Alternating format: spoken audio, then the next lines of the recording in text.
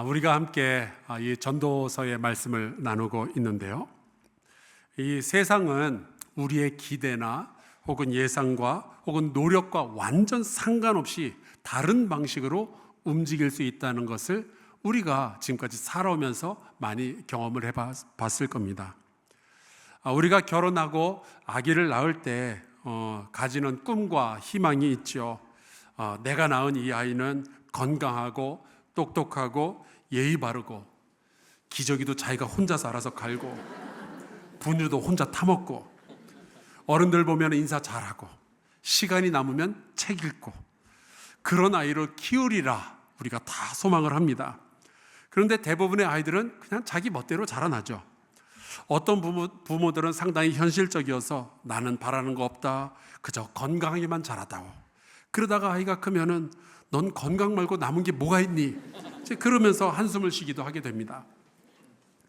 우리의 인생은요, 예상한 대로 굴러가질 않아요. 우리가 또 신앙생활 하면서 이제 기대하게 되는 게 있죠.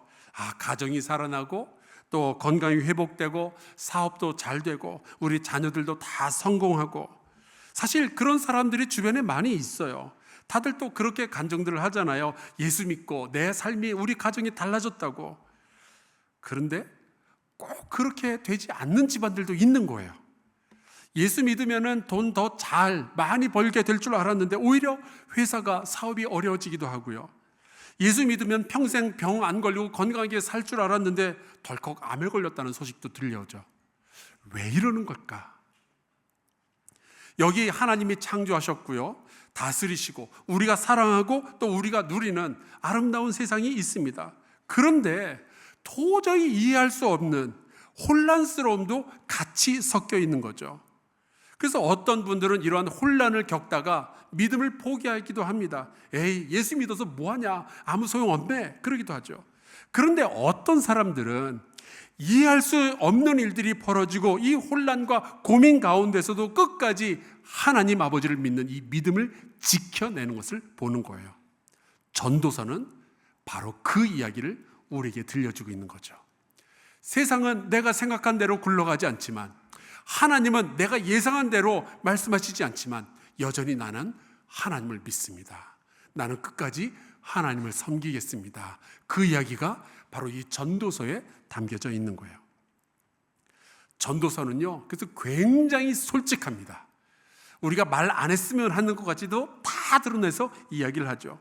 그렇기 때문에 저는 우리 MZ세대들, 젊고 솔직한 세대들에게 참 잘 어울리는 말씀이 이 전도서라고 생각을 해요. 신앙생활을 해도 되게 까칠한 분들 있잖아요. 그분들에게 이 전도서가 딱 어울립니다. 우리 MZ세대를 보면 정말 까칠하잖아요. 뭘 이렇게 시키면 왜요? 그걸 제가 해요? 지금 해야 돼요? 이런 거 막 물어보고, 마음에 안 들면 막 꼬치꼬치 따져 묻고, 옛날 방식이 맞는 거냐고 그러고, 그때는 맞을지 몰라도 지금은 아니라고 그러고요. 전도서가 다 그런 책인 거예요. 그냥 무조건 믿으라고 할 때 나는 그렇게 못하겠다고, 나는 할 말은 해야 되겠다고 도전하는 책이 바로 전도서인 거죠. 이 전도서에서 바로 그 역할을 감당하는 사람이 코헬렛입니다. 이 코헬렛이 솔로몬일 수도 있고요, 아니면 이스라엘의 왕들 가운데 한 명일 수도 있어요. 아니면 제사장이나 혹은 학자일 수도 있습니다. 하여간 분명한 것은 이 전도서의 저자는 코헬렛이라는 신분을 가지고 이 전도서를 쓴 거예요. 그러니까 앞으로는 누가 전도서 어쩌고저쩌고 그렇게 이야기를 하면 코헬렛 그러시면 굉장히 멋져 보입니다. 실제로 전도서라는 제목이 히브리어로 하면 코헬렛이에요. 이 코헬렛은 사람의 이름이 아니라 신분의 이름이죠. 정우성, 잘생긴 연예인이라는 신분이 있고요, 손흥민, 뛰어난 체육인, 황성수, 영화배우 같은 목사, 그러는 것처럼 고대 이스라엘에서 대중을 앞에 놓고 강의하고 혹은 연설하고 혹은 설교를 하는 사람을 코헬렛이라고 불렀습니다. 그 옛날 안창호 선생이나 혹은 함석헌 선생, 신채호 선생, 혹은 얼마 전에 돌아가신 그 이어령 교수 같은 분들이 구약시대에 이스라엘에서 살았다면 아마도 코엘렛이라는 이름으로 불려졌을 거예요. 오늘은 이 코엘렛이 고민했던 이 지혜의 의미에 대해서 여러분과 함께 말씀을 나누도록 하겠습니다. 지혜는요, 누구나 인정하듯이 성경에서도요, 굉장히 중요한 가치입니다. 여러분이 만약에 잠언을 읽어보면 아시게 될 거예요. 지혜가 주인공이죠. 지혜가 있어야 된다. 지혜를 가져야 된다. 굉장히 많이 반복해서 이야기를 해요. 전도서도 지혜 자체에 대해서 이게 악하다, 나쁘다 그런 이야기 안 합니다. 지혜를 가져야 된다라고 말하죠. 그래서 이제 우리가 예상하기로는 지혜가 많으면은, 지식이 많으면은 더 행복하고 세상에서도 성공하고 잘 살게 될 거다라고 생각을 하게 되는 거예요. 그래서 우리가 애들 학원 보내고 좋은 학교 보내려고 그렇게 애를 쓰고 그러는 거잖아요. 코엘렛도 마찬가지였습니다. 먼저 12절, 13절을 볼까요? 나 전도자는 예루살렘에서 이스라엘 왕이 되어 마음을 다하며 지혜를 써서 하늘 아래에서 행하는 모든 일을 연구하며 살핀즉 이는 괴로운 것이니 하나님이 인생들에게 주사 수고하게 하신 것이라. 너무 힘들었지만 이 사람은 열심히 공부를 했던 거예요. 사실 그 공부도 보면 타고난 사람들이 있는 것 같습니다. 이게 책 한 번 읽으면 다 이해하고 막 암송하고 그런 사람들이 있잖아요. 코엘렛이 딱 그런 사람이었던 거예요.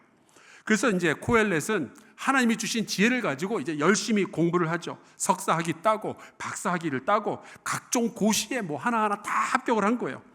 그렇게 공부를 열심히 해서 얻은 결론이 무엇이냐? 14절과 15절에 나옵니다. 내가 해 아래에서 행하는 모든 일을 보았노라. 보라, 모두 다 헛되어 바람을 잡으려는 것이로다. 구부러진 것도 곧게 할 수 없고 모자란 것도 셀 수 없도다. 이건 우리가 기대했던 결론이 아니잖아요. 이 예상이 확 벗어나 버렸어요. 하지만 지혜의 은사를 가지고 공부를 할 만큼 해본 사람이 내가 공부해봤는데 다 쓸데없더라 그러면은 사실 좀 얄밉지 않습니까? 그렇잖아요. 뭐 BTS의 B나 블랙핑크의 제니가 예뻐봤자 다 소용없다 그러면은 니들은 예뻐봤으니까 그런 소리 하지. 우리가 그러지 않겠어요? 근데 여기서 우리가 굉장히 주의 깊게 봐야 할 표현이 있는데 내가 해 아래서라는 표현이에요. 이 우리의 전도자 코엘렛은 자기 입장에서 자기 위주로 자기 중심적으로 세상을 공부해 봤던 거예요. 하나님의 말씀, 하나님의 도우심 그런 거 말고 내가 내 지혜를 가지고 내 눈에 보이는 것들을 관찰하면서 스스로 공부를 한 거죠. 이른바 자기 주도 학습을 했던 거예요. 세상의 과학기술들을 다 보았고요. 철학들, 각종 경영론들, 경제학들, 정치 철학들 등등 그렇게 하나님 없는 지혜로 정말 가득히 자기의 머리를 채워봤는데 알고 보니 다 쓸데 없었다는 거예요. 근데 여러분 이유는 생각해보면 너무 간단합니다. 공부 많이 한 분들은 아실 거예요. 공부를 하면 할수록 깨닫게 되는 것은 세상에는 내가 모르는 게 너무 많다. 공부를 할수록 모르는 게 더 많아지는 아주 묘한 딜레마가 우리에게 있습니다. 둘째, 우리가 아무리 공부하고 지혜를 가득히 채워도 그걸로 세상이 변하지 않는다는 것을 우리가 알게 되죠. 셋째, 악의 문제를 해결하지 못하면 인간의 지혜는 어디 있을지 아무도 몰라요. 그래서 세상의 지식들은요, 나쁜 것은 아니지만 되게 헛된 거예요. 여러분, 박사학위 가진 사람들도요, 자식의 마음 하나 변화시키질 못하잖아요. 결국 시간이 지나다 보면 다 헛되어서 바람을 잡으려는 것과 같다는 거죠. 바람을 잡는다. 이거는 잡기도 어렵겠지만 잡아봤자 아무 소용없는 거예요. 그런 세상의 지혜와 지식들을 가득히 채워봤는데 세상에 구부러진 것들을 이거 하나 제대로 펴지 못한다. 그 깨달음을 가지게 된 거죠. 세상의 지혜와 지식들은요, 세상을 선하게 만들지 못해요. 2023년에 오펜하이머라는 영화가 상영이 되었습니다. 혹시 여러분 보신 분들 계십니까? 저는 이 영화를 보는데 너무 재미없고 너무 지루해서 3번은 중간에 자고 4번 만에 간신히 영화를 봤어요. 그런데 작년에 이 영화가 글쎄 아카데미상을 7개나 받더라고요. 제 영화를 보는 안목이 이렇게 부족한 줄 처음 알았어요. 근데 이 영화가 실화를 바탕으로 만들어졌습니다. 주인공 오펜하이머도 실존 인물이에요. 이 사람은 하버드 대학에서 화학을 공부했습니다. 근데 프랑스어와 이 독일어도 유창했다고 그래요. 네덜란드어를 딱 일주일만 공부하고 강의할 수 있을 정도가 되었다고 그래요. 세상에 언어를 일주일 만에 마스터하는 사람이 어디 있어요? 근데 이 사람이 그랬답니다. 영국의 캠브리지 대학에서 물리학을 공부했고요. 독일의 괴팅엔 대학에 가서는 단 9개월 만에 박사학위를 취득하죠. 그리고 미국의 칼텍에 와서 가르치고 버클리 대학의 교수로 가르치던 천재들 가운데 천재였어요. 그런데 2차 세계대전 당시 독일이 원자폭탄을 만들고 있다라는 정보를 이제 미국이 입수를 하게 되죠. 그래서 이 미국 정부가 오펜하이머를 불러서 독일보다 먼저 원자폭탄을 만들어야 된다라고 지시를 내립니다. 이게 저 유명한 맨하튼 프로젝트였어요. 이 프로젝트를 맡았던 오펜하이머의 유일한 바람은 독일보다 먼저 원자폭탄을 만들어서 독일이 함부로 전쟁을 일으키지 못하게, 독일이 원자폭탄을 터뜨리지 못하게 막아야 되겠다, 전쟁을 막아야 되겠다, 이 소망 하나밖에 없었어요. 그런데 이 원자폭탄을 만들어서 실험이 성공한 날 이 사람이 불길한 예감이 드는 거예요. 이 사람이 했던 얘기가 있습니다. 나는 이제 죽음이요 파괴자가 되었다. 인도에서 유행했던 말인데 이 사람이 그 얘기를 하죠. 그런데 이 미국이 원자폭탄을 제조하는 데 성공했다는 것도 몰랐던 바보 같은 일본이 진주만을 폭격을 한 거예요. 결국 원자폭탄은 독일이 아니라 일본의 두 도시에 투하가 되고 수십만 명의 사람이 일순간에 사라지게 되죠. 결국 그때 이후로 이 사람은 자기의 지식을 저주하기 시작해요. 자기의 지혜와 자기의 천재성을 저주합니다. 그런데 여러분 생각해 보세요. 그때 이후로 소련도 핵폭탄 만들고 중국도 핵폭탄 만들고 요즘 북한까지 핵폭탄을 만드는 시대가 되었잖아요. 이거 누가 책임질 거예요?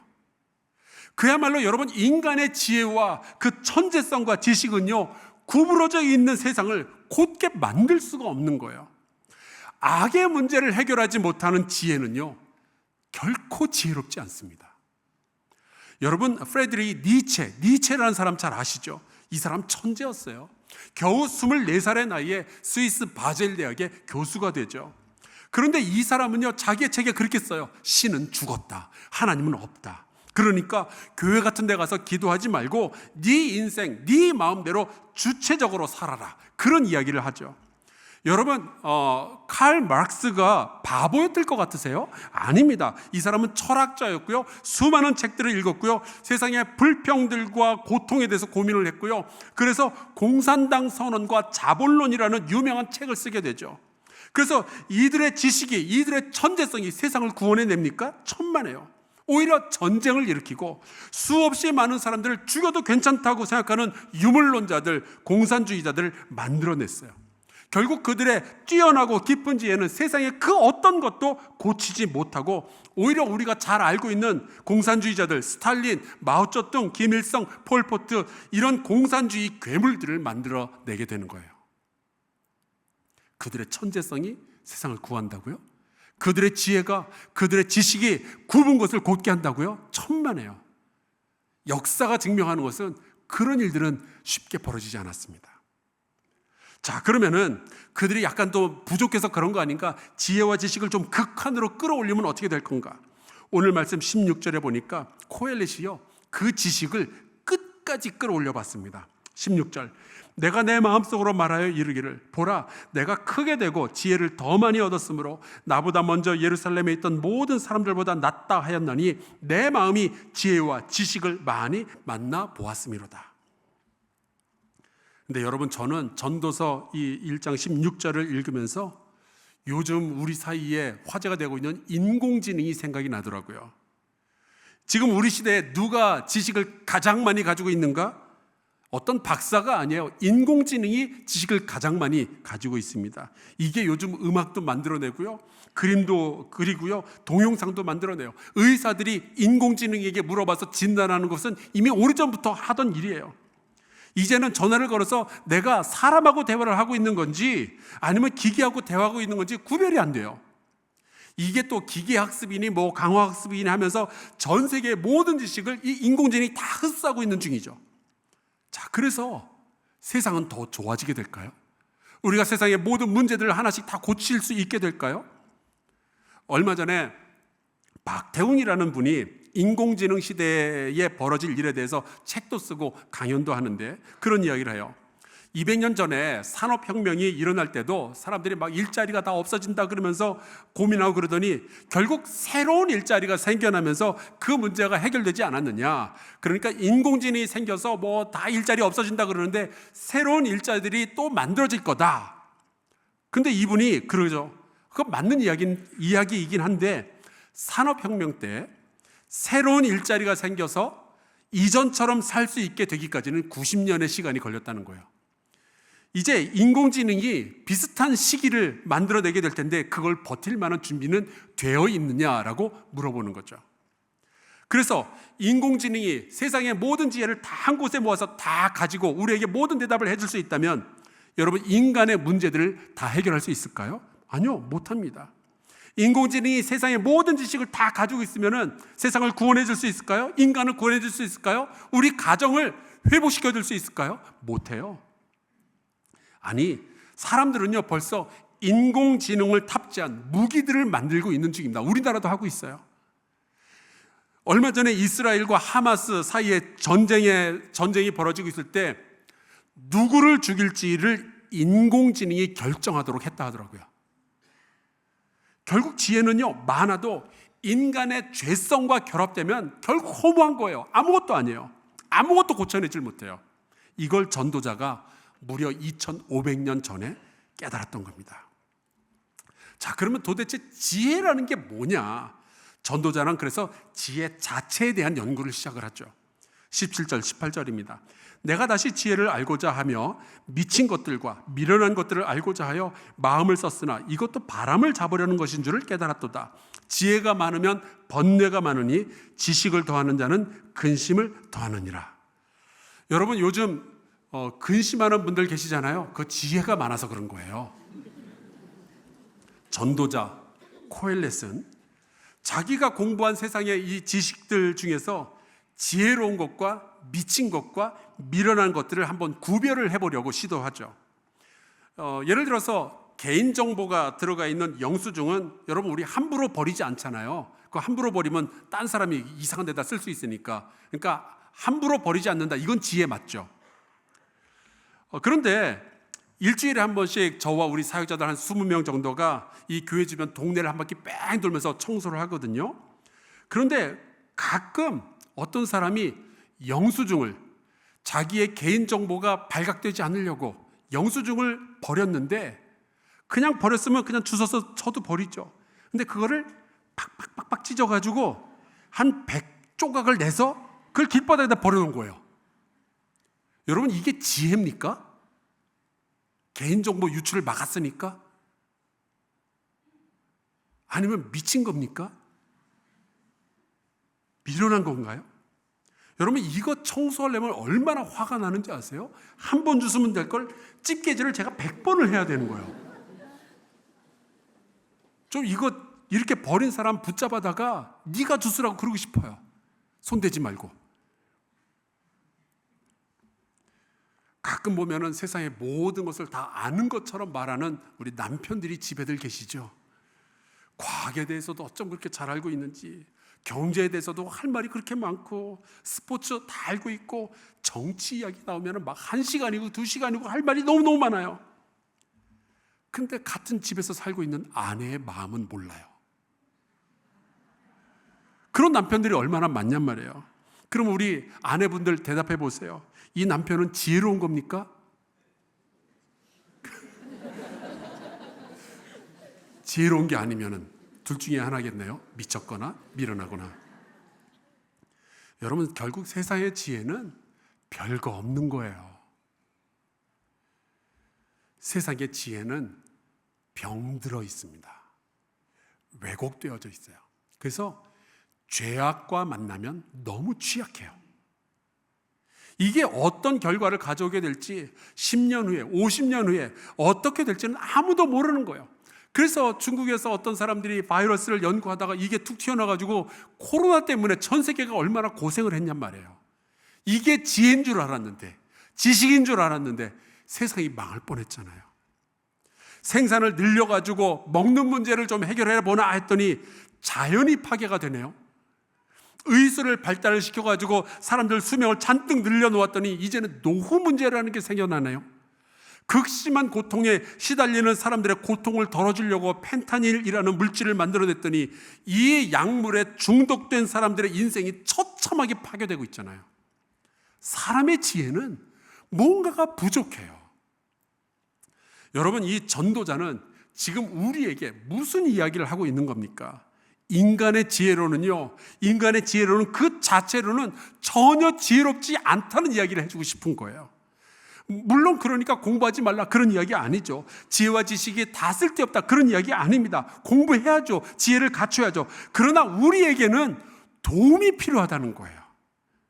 미래를 내다보지 못하는 우리는 영원을 꿰뚫어 보시는 하나님의 지혜가 꼭 있어야 된다는 그 이야기를 하고 싶은 겁니다. 안경이 없이는 책도 제대로 읽지 못하는 우리에게는 무한대를 관찰하시는 하나님의 지혜가 필요하다는 그 이야기를 우리에게 하고 싶어서 이러는 거예요. 무엇보다도 인간의 죄의 문제를 해결할 만한 하나님의 지혜가 우리에게 없다면 우리가 축적하고 있는 모든 지혜와 모든 지식은 다 허무한 것이고 바람 잡는 것이다. 그런 이야기를 하고 싶은 거죠. 그런데 여기에 기쁜 소식이 우리에게 있습니다. 그 하나님의 지혜가 우리의 죄의 문제를 해결해 주시는 하나님의 지혜가 이 세상에 나타난 거예요. 이거를 깨달았던 사람이 바울이라는 유대인이었습니다. 이 사람은 1세기에 살던 유대인들 가운데 천재 중에 하나죠. 당시 유대인들이 가장 존경했던 가말리엘이라는 스승 밑에서 공부를 했던 사람입니다. 구약에 나오는 율법을 다 암송하다시피 했던 사람이에요. 그래서 율법에서 어긋나 보이는 예수와 기독교인들을 반대하고 핍박하고 죽이려고 했던 사람이 바로 이 바울이라는 사람이에요. 그런데 어느 날 길을 가다가 덜컥 부활하신 예수님을 만나게 되죠. 그 이후로 이 사람이 변해요. 그 똑똑했던 천재가 세상의 지혜가 별 소용없다는 것을 알고 이렇게 고백을 하죠. 고린도전서 1장입니다. 유대인은 표적을 구하고 헬라인은 지혜를 찾으나 우리는 십자가에 못 박힌 그리스도를 전하니 유대인에게는 거리끼는 것이요 이방인에게는 미련한 것이로되 오직 부르심을 받은 자들에게는 유대인이나 헬라인이나 잘 들어보세요. 그리스도는 하나님의 능력이요 하나님의 지혜니라. 이 사실을 굳게 믿는 저와 여러분 되시기를 주의 이름으로 축원합니다. 사도 바울은 이 전도자가 왜 그렇게 탄식을 내뱉어야만 했는지 예수님을 만난 후에 비로소 깨달았던 거예요. 구원은 어떤 세상의 철학이나 논리나 어떤 율법이 아니라 예수 그리스도를 통해서 드러나게 된 하나님의 능력과 지혜로 오직 은혜로만 이루어진다는 것을 비로소 깨달았던 거죠. 세상을 치유하는 것은 굽어진 것들을 곧게 펴는 것은 인간의 지혜가 아니라 하나님의 사랑이라는 것을 깨달았던 거예요. 그래서 바울은 고린도의 성도들에게 이렇게 고백을 합니다. 형제들아, 내가 너에게 나아가 하나님의 증거를 전할 때에 말과 지혜의 아름다운 것으로 아니하였나니 내가 너희 중에서 예수 그리스도와 그가 십자가에 못 박히신 것 외에는 아무것도 알지 아니하기로 작정하였습니다. 예수를 알고 나니까 이전에 알고 있었던 모든 지혜와 지식들이 마치 배설물처럼 여겨지기 시작한 거죠. 하나님의 능력과 지혜를 맛보고 나니까 세상의 지혜가 얼마나 헛된 건지를 이제 깨달았던 거예요. 인류의 역사 중에 5세기의 최고의 천재들 가운데 하나가 어거스틴이라는 사람이 있습니다. 이 사람의 머릿속에는요 도서관이 통째로 들어있었다고 그래요. 이 사람은 로마의 법 전문가였고요, 변호사였고요, 웅변가였고요, 철학자였습니다.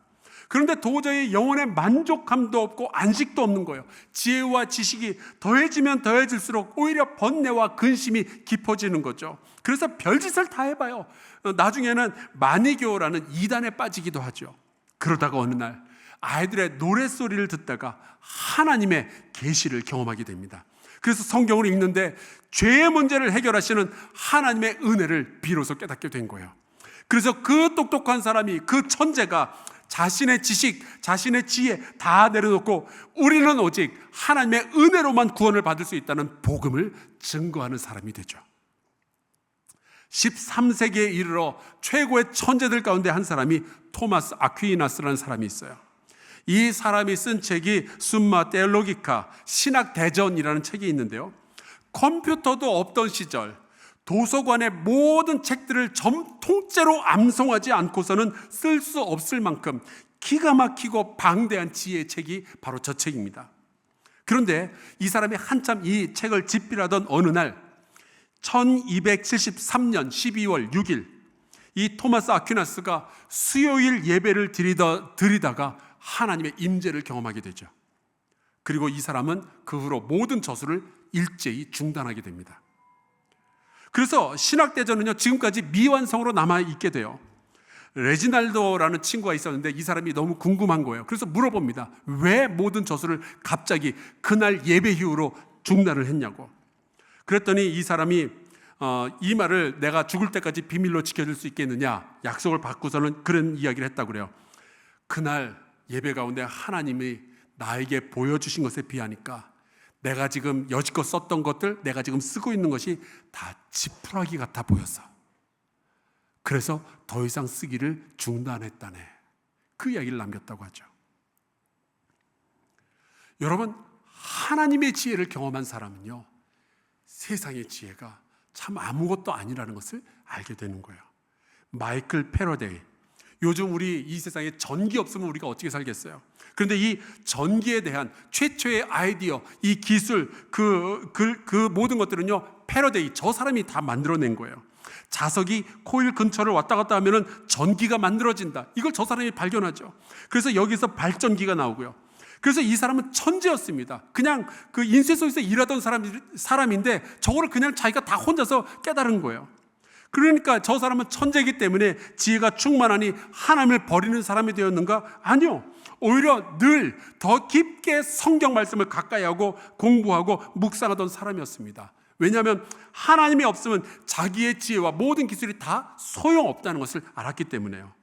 세상을 바꾸는 것은 자기의 지혜와 지식이 아니라 하나님의 은혜라는 것을 너무나도 잘 알았기 때문에 저 사람은 평생 주님을 섬기는 사람으로 살아가죠.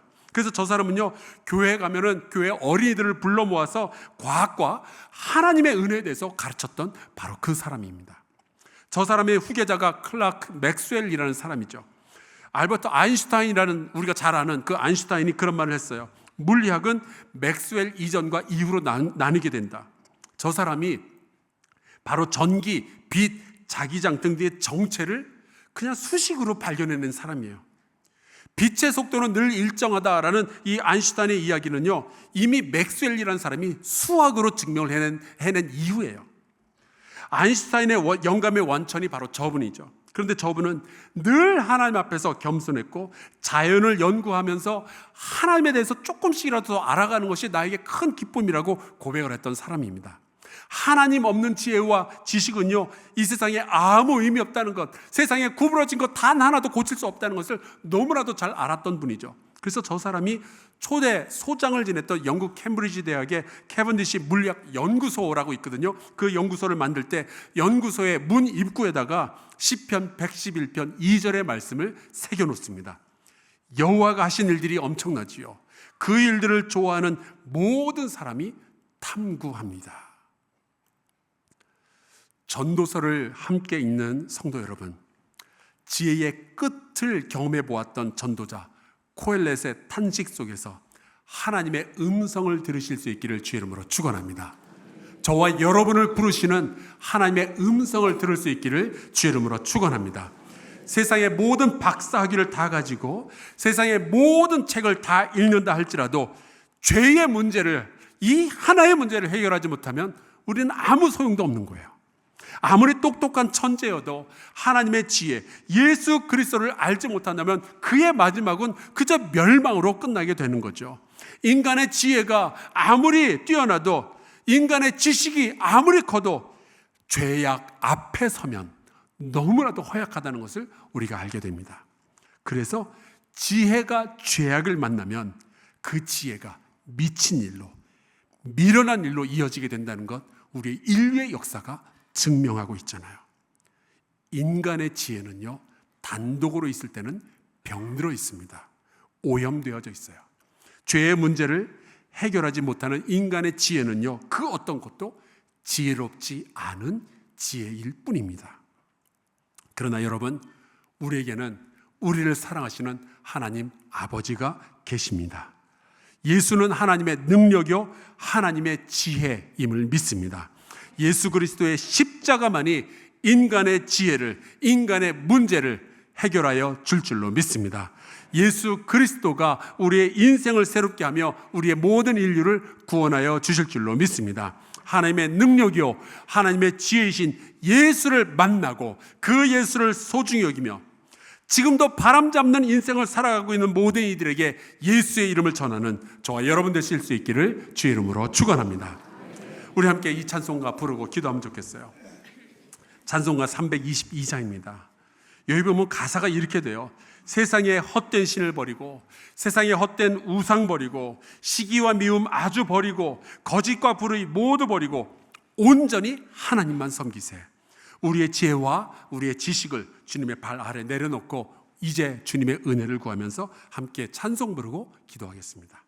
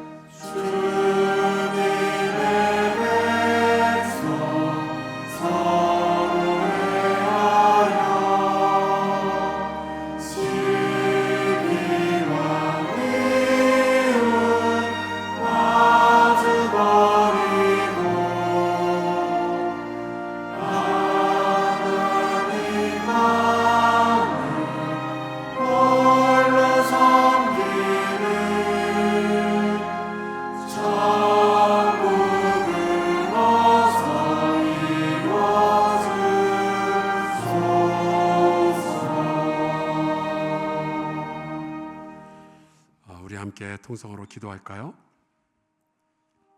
이 세상은 지혜가 있어야 먹고 산다고 말하고 지식이 많이 있어야 성공한다고 이야기를 합니다.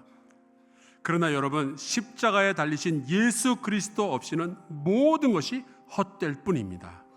죄의 문제를 해결하지 못하면 우리의 지혜는, 우리의 지식은 굽어 있는 것 하나 펼 수가 없습니다.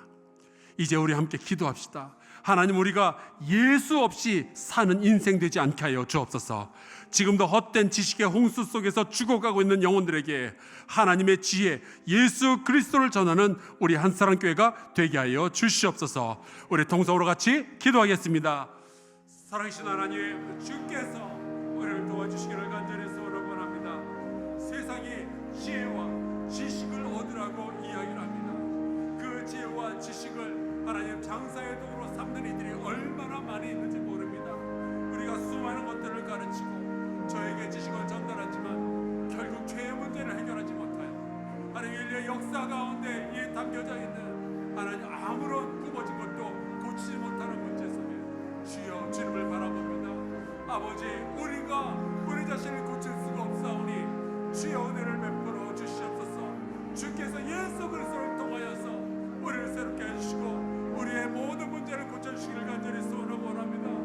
아버지 하나님이여, 하나님의 능력이요 하나님의 지혜가 되신 예수 그리스도를 이제 우리가 세상에 전하고 증거하고 보여줄 수 있도록 아버지의 역사하여 주시옵시기를 간절히 소원하고 원합니다. 주여 역사하여 주시옵소서.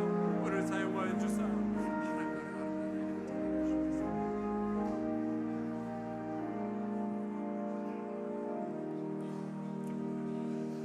하나님 참 고맙습니다. 전도서의 말씀을 통하여 하나님 없는 지혜와 지식이 얼마나 허무한지 얼마나 무모한지 배우게 하여 주시니 감사합니다. 하나님의 능력이요 지혜이신 예수 그리스도가 아니면 이 세상에 죄악되고 굽은 것들을 바르게 고칠 수 없음을 깨닫게 해주시니 감사합니다.